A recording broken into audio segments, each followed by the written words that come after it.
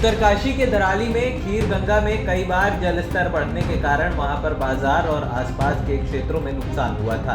वहीं पर नदी का जल ग्रहण क्षेत्र कम होने और तेज ढाल की वजह से पानी तेजी से नीचे की ओर आता है, इसलिए मंगलवार को बादल फटने के बाद मलबा और पानी तेजी से दराली बाजार तक पहुंचा, जिससे किसी को संभलने का मौका नहीं मिला। दराली में खीर गंगा में यह पहली बार नहीं हुआ कि उसका जल स्तर बढ़ने के कारण आसपास के क्षेत्र को नुकसान हुआ है। इसके बाद भी स्थानीय लोग नहीं चेते और न ही शासन प्रशासन की ओर से सुरक्षा के कोई पुख्ता इंतजाम किए गए। हालांकि साल 2023 में खीर गंगा के बढ़ते जल स्तर के कारण वहां पर कई दिनों तक गंगोत्री हाईवे भी बंद रहा, साथ ही दुकानों और होटलों को भी नुकसान हुआ।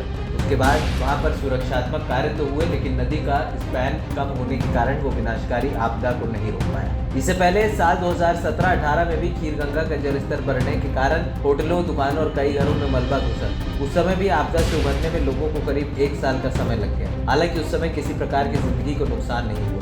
उत्तरकाशी में जिला मुख्यालय से करीब 70 किलोमीटर दूर दराली के ऊपर खीर गंगा में मंगलवार को दोपहर बादल फटने से खीर गंगा नदी में सैलाब आ गया। तेजी से आए मलबे और पानी की चपेट में आने से दराली का मुख्य बाजार पूरे तरीके से तबाह हो गया।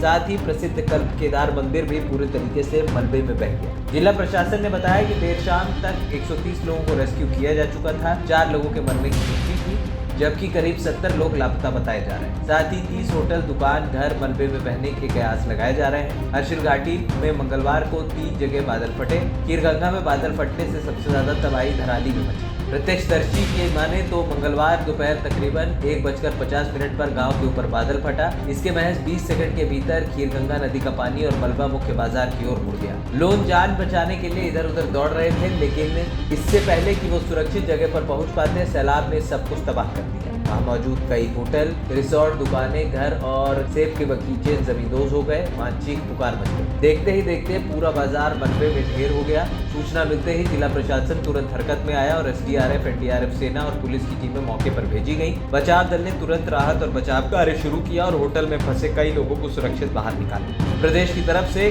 केंद्र सरकार और वायुसेना ने रेस्क्यू अभियान के लिए 2 MI और 1 चिनूक मांगा गया है। लगातार बारिश के कारण हेलीकॉप्टरों की उड़ान में बाधा आ रही है। युकाड़ा के भी बचाव कार्यों के लिए 2 निजी हेलीकॉप्टर तैयार रखे गए हैं। मौसम साफ होते ही वायुसेना हेलीकॉप्टर से राहत पहुंचाएगी। लोगों का कहना है कि अगर नदी का बहाव सीधे आगे बढ़ता तो गांव की बस्ती को भी भारी नुकसान हो सकता था, लेकिन पानी बाजार की ओर मुड़ जाने से सबसे ज्यादा नुकसान व्यवसायिक इमारतों को हुआ है। एक बार पानी के साथ मलबा आया और उसके बाद कुछ देर के लिए रुक गया। कुछ देर बाद दोबारा मलबा आया। वहीं सीएम धामी ने बताया कि जिला प्रशासन, भारतीय सेना, एनडीआरएफ, एसडीआरएफ समेत अन्य एजेंसियां राहत और बचाव कार्य में जुटी हैं। प्राथमिकता के आधार पर लोगों को सुरक्षित स्थानों पर पहुंचाया जा रहा है। स्थिति की लगातार निगरानी की जा रही है। प्रभावितों की हर संभव मदद करने के निर्देश दिए गए। एएनपी टाइम्स की रिपोर्ट।